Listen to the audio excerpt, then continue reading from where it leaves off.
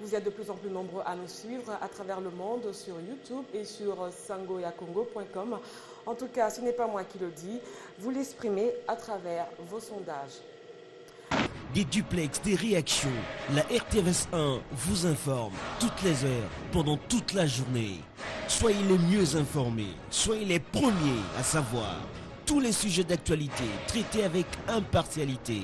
Ici, opposition, majorité, société civile bénéficient d'un même traitement. Vous voulez des vraies informations? Alors, ne ratez plus nos éditions d'info.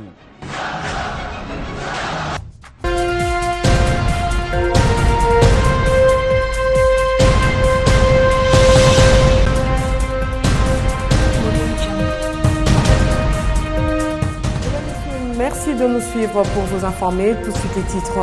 16 morts et plusieurs blessés, c'est le bilan d'un accident qui vient de se produire à Likasi dans la province du Katanga. Selon les sources locales, l'accident serait causé par un gros camion qui se rendait à Likasi en provenance de Lubumbashi. La majorité présidentielle très en colère contre l'opposition qui affirme vouloir attaquer le président de la République devant la justice internationale. Luzanga Chamandevou, porte-parole de la majorité présidentielle, se dit prêt, je cite, à écraser comme une mouche quiconque tenterait de toucher à la personne de Joseph Kabila. Fin de citation. Vous l'entendrez dans ce journal. Justice, affaire pour tous, c'est le thème de la journée pénale internationale commémorée ce jeudi par la communauté internationale. À travers cette journée, la Cour pénale internationale assure à l'humanité qu'il n'existe plus des sanctuaires pour les auteurs de crimes. Et ce sera tout pour les titres. Bonsoir, je vous le disais au sommaire, au Katanga, plus précisément à Likasi, un accident de circulation est survenu ce jeudi à Bungumbungu, situé à 45 km de la ville de Likasi, faisant ainsi 16 morts et plusieurs blessés. Selon notre correspondant sur place, un gros camion de marque Truck de la société Hakuna Matata en provenance de Likasi a percuté des kiosques érigés le long de la route Likasi-Lubumbashi. Timothée Odia est joint sur place par Guigui Zawadi. Que cet accident s'est produit selon les sources proches de Bungumbungu village, un truck appartenant à la société Alpha qui a fini sa course dans un mini-bus Macias en place était stationné au bord de la route. Après avoir fait son nom, le gros camion a emporté à son passage plus de 12 kiosques et deux buvets au long de la route Likasi. Pour les témoins de l'accident, 31 blessés. Pour les sources officielles, les blessés ont été vite dépêchés à Likasi. D'après d'autres sources, jusqu'à 22 heures d'hier, les passages étaient restés bloqués dans ces villages. Toujours selon ces mêmes sources, les habitants de ces villages ont tenté d'observer un mouvement de soulèvement. Ils protestaient contre leurs membres chers décédés. Likasi, Prince Timothée Odia, RTVS1. Le porte-parole de la majorité présidentielle qualifie les propos de l'opposition d'incendiaires et de pure distraction, des propos selon lesquels l'opposition se préparerait à traduire le président de la République devant la justice internationale. Selon Luzanga Chamandevou, ces opposants politiques sont en perte de vitesse. Très serein, le porte-parole de la majorité présidentielle se dit prêt à écraser même comme une mouche quiconque tenterait de toucher à la personne du chef de l'État, Fiston Kamanda. Brandon Milalo pour le reportage.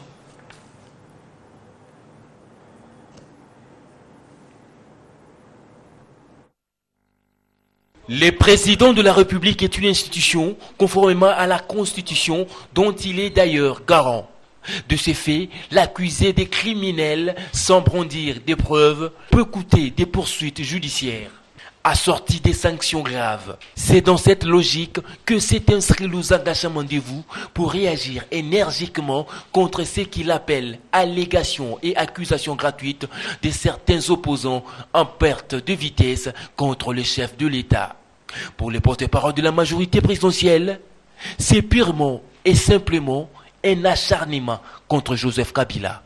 Il s'agit de cette frange d'opposition qui est aux abois, qui est désemparée. Nous, à la majorité présidentielle, nous sommes tranquilles. Nous sommes tranquilles. Nous ne sommes pas ébranlés outre mesure par ces déclarations. Des déclarations qui frisent la haine, des déclarations qui frisent l'acharnement contre la personne de Joseph Kabila, qui travaille pour son pays. Quand l'opposition demande au président américain, qui est président dans son pays, comme Kabila également président dans son pays, sont des collègues présidents, pour qu'ils puissent juger, pour qu'ils puissent intervenir. Mais c'est de la fausseté. Ça devient vraiment alors cette opposition. Nous ne savons pas pourquoi cet acharnement. Nous avons besoin d'une opposition, c'est vrai. Monter au créneau, Luzanga Chamandevou exige de ses opposants des preuves devant étayer leurs accusations. Sinon, en sa qualité de la bouche autorisée de la grande famille politique du chef de l'État, Luzanga Chamandevou promet que la plus grande plateforme politique du pays devra saisir la justice congolaise dans les tout prochains jours.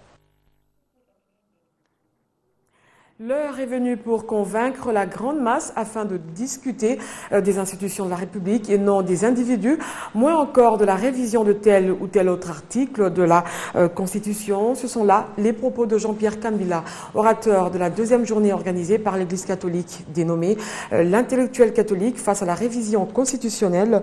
Pour ce cadre de la majorité présidentielle, il serait préférable de changer la Constitution actuelle et mettre en place une nouvelle République. Joseph Kamanga pour le reportage. Devant les intellectuels et autres personnalités politiques, Jean-Pierre Kambila, orateur du jour, balaye d'un revers de la main l'hypothèse de la révision constitutionnelle et adhère à la théorie de Claude Machala déjà soutenue par Benoît Yolama, cadre du PPRD, et Polydore Moukoubi, juriste de son État. Jean-Pierre Kambila va plus loin et parle de la mise en place d'une nouvelle république. Claude Machala, c'est un compatriote. Avant tout, c'est un Congolais, il a le droit d'avoir son idée et d'avoir sa manière de mettre son idée en pratique. Moi, la mienne, elle consiste à venir parler au peuple congolais, à essayer de convaincre la plus grande masse possible que le temps est venu de ne plus discuter sur des gens, mais sur les institutions. Est-ce que nous nous sommes donné la meilleure base légale, je parle de la base légale supérieure possible aujourd'hui? Ma réponse à moi est clairement non. Non. Pour ça, nous devons avoir le courage de remettre le travail sur l'établi et de nous interroger, d'échanger et de mettre en place une nouvelle république sur des bases qui privilégient la perspective, c'est-à-dire qu'est-ce que nous voulons devenir. Et non pas seulement, attention, hier c'était comme ça, il ne faut plus qu'on fasse ceci. Attention, les belligérants, c'est terminé. Avec ce séminaire catholique de 3 jours, les changements purs et simples de l'actuelle constitution, l'initiative de Machala est proposée comme meilleure solution pour mettre fin au débat sur la révision de la constitution du 18 février 2006. Pour sa part, la coalition des Patriotes pour la République vient de se prononcer pour un calendrier global des prochaines échéances électorales prévues en 2016. Par ailleurs, le CPR se dit favorable à des pourparlers à caractère inclusif afin d'aplanir les divergences au sein de la classe politique. Belchika Kaloubié, président du CPR, l'a dit au cours d'une conférence de presse qu'il a animée. Jean-Louis Vita, Guillaume Zinga pour le compte-rendu. La coalition des Patriotes de la République se dit préoccupée par la détérioration consécutive à la publication du calendrier des élections urbaines, municipales et locales. Aussi, le président Belchika Kaloubié a émis un sévère diagnostic quant à ce.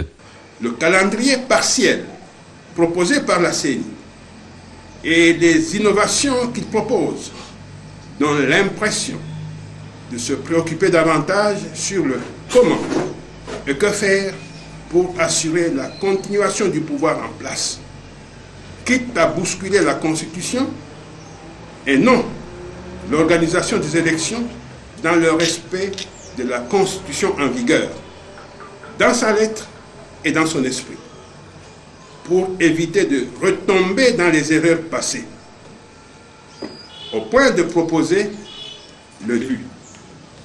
Cas du point 30 relatif à la sensibilisation qui va des opérations prévues. Une situation qui a amené la coalition des Patriotes de la République a proposé un calendrier type du cycle électoral 2014-2016. Estime nécessaire du cycle électoral 2014 sur quelques principes suivants. On ne change pas les règles du jeu, accomplir les prérequis électoraux, gages électoraux du cycle électoral, élections locales, nationales, jumelées. 90 jours avant la fin du mandat du président annexe de la loi électorale. Je souhaite voir sa contribution soumise à un débat critique par tous ceux qui souhaiteraient y apporter une amélioration pour l'intérêt général de la patrie et du peuple congolais. S'agissant de la cohésion nationale, le CPR estime que les concertations nationales étaient un pas vers la bonne direction. Toutefois, il préconise des pourparlers à caractère inclusif afin de mener à bien le processus électoral à venir. À l'Équateur, le gouverneur intérimaire de cette province serait, selon des sources concordantes, plongé dans une affaire de détournement de salaire de mois de mai et de juin destinée aux membres du cabinet du gouverneur titulaire Louis-Alphonse Koagialo. Cette situation a suscité des remous dans la matinée de ce jeudi. Une tension vive entre les membres du cabinet du vice-gouverneur Impeto et ceux de Louis-Alphonse Koagialo qui demandent l'intervention du chef de l'État. Écoutez ce duplex joint sur place. Le vice-gouverneur de l'Équateur, il a annulé les arrêtés du gouverneur Louis-Alphonse Koagialo. Je ne sais pas par quel pouvoir. Ok, c'est juste ça. Donc maintenant, nous sommes retrouvés à la maison. Donc ici, tout le monde est resté à la maison. En dehors de ça, la population s'est organisée pour organiser une marche de protestation contre lui. Sur ce, nous sollicitons l'implication des chefs de l'État, Joseph Kabila Kabange, dans cette affaire. Sinon, il y aura des morts ici à l'Équateur. La tension de la population de l'Équateur n'est pas bonne. Voilà un peu ce qui se passe. Non, il est vice-gouverneur. Il n'y a pas de cabinet. Il y a un seul cabinet de Koagialo, dont les membres de son parti se retrouvent là-bas, dans ce cabinet. Il n'y a pas de cas au cas Impeto et cas Koagialo, non. Ce n'est pas même un problème de paiement. Ce qu'il est en train de faire, il y a le détournement des fonds, il a boycotté les arrêtés de Koagialo, ce qu'il a fait tout simplement contre Koagialo. En bref, il a un problème avec Louis-Alphonse Daniel Koagialo. Voilà, il s'agissait de Joseph Mosolo qui est conseiller du gouverneur Louis-Alphonse Koagialo. Le gouvernement congolais a pris la décision de délocaliser les ex-combattants des FDLR qui ont déposé volontairement les armes qui seront transférées justement vers Kisangani, considéré comme étant un site de transit. Parmi eux, d'autres vont regagner leur pays d'accueil sous la supervision de l'ONU. Les détails avec Adam Chemissi. Après la victoire des FARDC sur plusieurs groupes armés est au recensement des ex-forces négatives. Il s'agit de les connaître physiquement et ensuite de les délocaliser. Environ 171 rebelles rwandais des FDLR seront transférés à Kisangani en province orientale en provenance du Nord et Sud Kivu. L'information est donnée par la radio Okapi. Le porte-parole intérimaire de la MONUSCO, Charles Bambara, a affirmé que c'est sur décision du gouvernement que ce transfert sera effectué. Il s'est exprimé mercredi 16 juillet au cours de la conférence de presse hebdomadaire des Nations Unies. Sur l'ensemble du Nord et Sud Kivu, 171 personnes vont être transférées à partir de ces camps de Kigogo à Kanyabayonga vers une destination qui a été retenue par le gouvernement qui est Kisangani, a déclaré Charles Bambara. Kisangani est la destination de ces rebelles en attendant de trouver des pays tiers pouvant les accueillir, à en croire les responsables chargés d'assurer ce transfert. Kisangani, à l'intérieur de la RDC, est la destination finale en attendant que l'on trouve un pays tiers qui pourra accueillir bel et bien les FDLR. La MONUSCO et le gouvernement souhaitent qu'une solution définitive intervienne le plus rapidement possible. Pour ceux des FDLR qui veulent rentrer volontairement dans leur pays, le Rwanda, des dispositions seront prises par la MONUSCO pour les y accompagner, a assuré le porte-parole intérimaire de cette mission onusienne. Le général Abdallah Wafi, représentant spécial adjoint du secrétaire général de l'ONU, chargé des opérations de l'Est de la RDC, avait affirmé lundi dernier que 1000 rwandais. Toutes nos excuses. Toujours au sujet de ces délocalisations, la société civile de l'Équateur refuse de voir les ex-combattants sur son sol. Depuis un certain temps, elle multiplie des déclarations sur les médias. La peur de la société civile de l'Équateur est de voir ces ex-rebelles renouveler leur activité. Les habitants de Mbandaka, spécialement, ont encore en souvenir l'insurrection des Enyélé, de triste mémoire. Commentaire de la rédaction. Adam Chemissi. Cette journée marque également l'anniversaire de l'adoption du statut de Rome, le traité fondateur de la Cour pénale internationale. La RDC, parmi les 34 pays africains signataires de cette charte, n'a pas encore procédé à son adoption malgré plusieurs revendications des ONG des droits de l'homme allant dans ce sens. La loi sur la mise en œuvre du statut de Rome pourrait ouvrir de nouvelles perspectives à la RDC. Elle lui permet d'enquêter et de poursuivre les crimes de la compétence de la Cour pénale internationale, dont notamment garantir une justice équitable d'après l'ACAJ, l'Association africaine pour l'accès à la justice. Faire le plaidoyer auprès du gouvernement qui, depuis plus de 10 ans, continue toujours à hésiter, à tergiverser pour faire adopter la loi de mise en œuvre du statut de Rome, qui est une loi importante parce que pouvant permettre d'harmoniser, d'adapter la législation pénale congolaise par rapport aux standards de la CPI et du droit pénal international. Aussi, fixer des peines, parce qu'aujourd'hui, dans la loi que nous avons, qui porte sur la justice militaire, il n'y a pas de peine. La Cour pénale internationale où sont logés plusieurs prisonniers congolais n'aurait plus d'ingérence dans les affaires internes du pays, d'où cet appel aux autorités. Mais aussi la loi de mise en œuvre va permettre d'intégrer dans la législation congolaise tous les principes d'un procès juste et équitable. Ça n'existe pas à ce jour. Cela va nous permettre encore d'intégrer des mesures spécifiques de protection des témoins, des victimes, principalement les victimes de violences sexuelles. Aussi, nous permettra de faire créer les fonds au profit des victimes, parce que ça manque aujourd'hui. Regardez combien de décisions sont rendues dans des conditions non équitables par la justice militaire, mais qui ne sont toujours pas exécutées. Pourquoi? Parce qu'il n'y a pas d'argent. Mais nous devons dépasser cette étape. Nous n'allons pas continuer toujours à tendre la main vers la Cour pénale internationale, parce qu'elle est une cour à vocation universelle. Elle doit s'occuper de beaucoup d'autres États. Il n'y a pas que la RDC. Pour que nous soyons nous-mêmes capables de le faire, il faut absolument et rapidement, comme nous le recommandons au gouvernement, à la session du mois de septembre, qu'il fasse voter finalement la loi de mise en œuvre en urgence. La Cour pénale internationale, qui compte à son actif 122 pays à travers le monde, sensibilise le public à la justice pénale internationale et dans la lutte contre toutes sortes d'impunité. Vous avez compris qu'il s'agissait, en fait, la communauté internationale a célébré ce jeudi 17 juillet la journée de la justice pénale. En fait, le thème choisi, c'était la justice, une affaire de tous. C'était une occasion pour les défenseurs de la justice de faire entendre leur voix pour une justice pénale équitable dans le monde.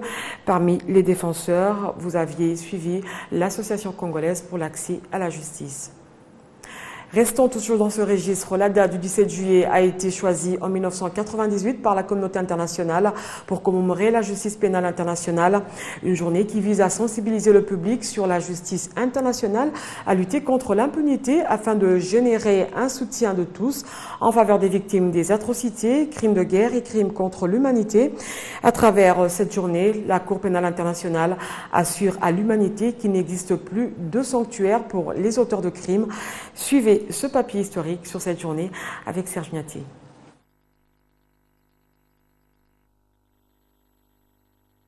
Cette date a été choisie par l'Assemblée des États membres lors de la conférence de révision du statut de Rome qui s'est tenue en juin de l'année dernière à Kampala, capitale ougandaise. Le 17 juillet de chaque année, marque donc l'anniversaire de l'adoption du statut de Rome, le traité fondateur de la CPI, Cour pénale internationale. Il s'agit d'une journée de commémoration des grandes décisions prises par la communauté internationale dans la poursuite d'un objectif commun, l'instauration d'un système de justice international. C'est également l'occasion pour tous les défenseurs de la justice dans le monde de faire étendre leur voix. Les commémorations marquant le 17 juillet visent à sensibiliser le public à la justice internationale et à la lutte contre l'impunité et à générer un soutien en leur faveur. La CPI invite donc toutes les personnes qui souhaitent défendre la justice, promouvoir les droits de victimes et aider à empêcher la commission des crimes qui menacent la paix, la sécurité et le bien-être du monde à y participer.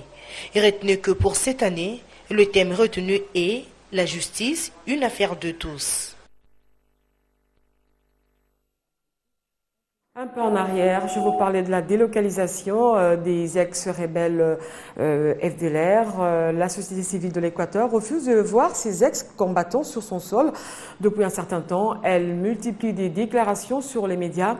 La peur de la société civile de l'Équateur est de voir ces ex-rebelles renouveler leur activité. Les habitants de Mbandaka, spécialement, ont encore en souvenir l'insurrection des Enyélé de triste mémoire. Commentaire de la rédaction avec Adam Chemissi. Les rebelles sont en quelque sorte devenus des sans domicile fixe. Ceux qui ont volontairement accepté de laisser tomber les armes devront être délocalisés. Mais il se pose justement le problème du site d'accueil. Les populations de plusieurs provinces refusent leur présence du fait que ces ex-rebelles ont commis de multiples exactions. La peur, selon les personnes qui s'opposent au transfert de ces ex-combattants, est surtout de voir leur province devenir par la suite le théâtre de l'insécurité. À l'Équateur, la société civile refuse la présence des ex-rebelles sur son sol. Après l'annonce de l'arrivée des ex-combattants, toute la province a été en émoi. Les habitants de l'Équateur, qui gardent encore en mémoire la mésaventure des Enyélé, n'acceptent pas du tout de prendre des risques en recevant ceux qui ont endeuillé les provinces de l'Est de la RDC. La société civile de l'Équateur a organisé plusieurs marches de protestation pour contrecarrer cette décision du gouvernement central. Selon plusieurs analystes, ces populations locales n'ont rien à craindre du fait que les FRDC ont non seulement vaincu les forces négatives, détruit leur arsenal militaire et leurs différentes bases, mais aussi tous les combattants ont été désarmés. Il n'y a donc pas danger. Kinshasa multiplie pour le moment des gestes d'apaisement. De manière concrète, les rebelles ont perdu leur force de nuisance et cette délocalisation à printemps n'est prévue que pour un temps relativement court. Les députés nationaux du district de la Kwango ont été reçus par le vice-ministre et ministre du Budget. Ils sont venus solliciter auprès de Daniel Mukoko Samba une attention soutenue dans l'exécution de la quote-part réservée à la province du Bandundu. À la tête de la délégation, le député national Théophile Bemba, qui a remercié le chef de l'État pour la concrétisation du projet du parc agro-industriel de Bukangalonzo. Jolie Voisolo pour le commentaire. Décentralisation oblige. Kwango, district du Bandundu, est appelé à se muer en province à part entière. Mais avant cette étape, les ressortissants du coin aspirent déjà au développement de leur contrée, les questions de développement de cette partie du pays étant reprises dans le budget 2014. Le député national Théophile Bemba, à la tête de ce collectif, est venu le rappeler au vice-premier ministre, ministre du budget, Daniel Mukoko Samba. Les priorités par rapport à l'audience que nous avons eue avec le vice-premier ministre concernent les infrastructures. Et que beaucoup de choses sont restées dans les caisses et que Kwango n'a pas pu être construite. Et que donc il est important maintenant le Kwango redevient future province, qu'on s'occupe de la construction des infrastructures, à ce qui concerne le bureau pour l'hôtel du gouvernement, l'assemblée provinciale, la réhabilitation de bâtiments administratifs, mais aussi il y a un gros problème d'enclavement. La future province constituée de 5 territoires. Le chef-lieu sera à la porte de Kinshasa, à près de 279 km. mais nous avons des territoires qui sont à 700 km. L'idée, comme l'a laissé entendre le numéro 2 du gouvernement central, est déjà intégrée dans le programme d'action du gouvernement. Seulement, a-t-il insisté sur l'implication rapide des ministères sectoriels au travers des projets concrets. Enfin, l'église protestante Sebeko Yende à Kasangulu, dans la province du Bas-Congo, va célébrer du 23 au 27 juillet courant son premier centenaire pour immortaliser son fondateur, le pasteur Simo Luzamba. Les préparatifs de cet événement se déroulent normalement avec l'appui du député MPCR Jean-Claude Vwemba, petit-fils du premier pasteur noir des années 1910. C'est un constat de Freddy Thioyo et Chico Biponda qui avaient effectué le déplacement de la province du Bas-Congo. Suivez.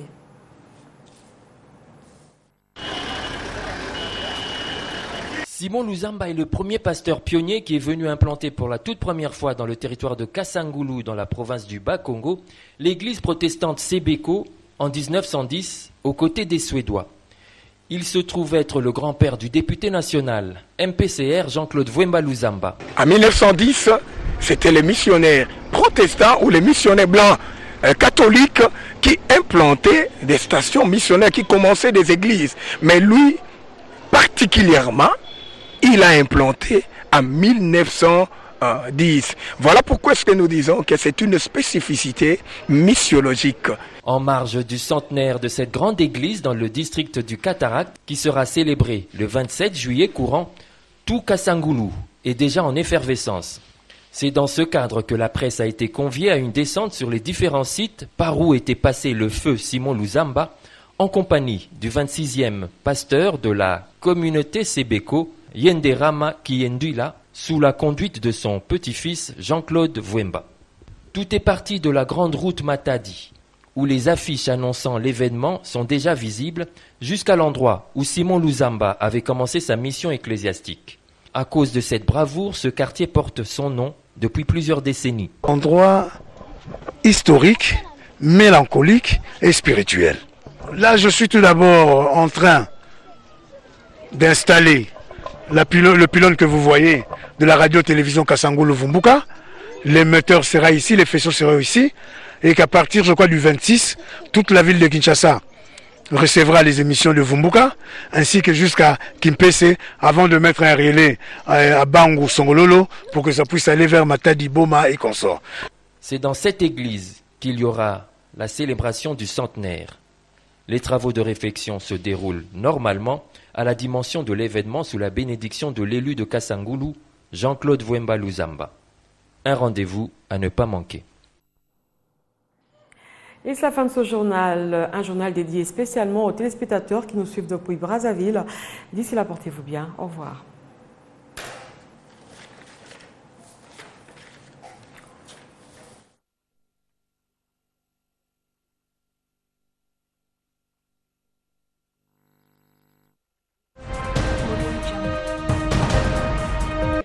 Vous êtes de plus en plus nombreux à nous suivre à travers le monde sur YouTube et sur sangoyacongo.com. En tout cas, ce n'est pas moi qui le dis, vous l'exprimez à travers vos sondages. Merci de nous suivre partout dans le monde à travers surtout le site internet sangoyacongo.com. Bienvenue sur la télé démocratique.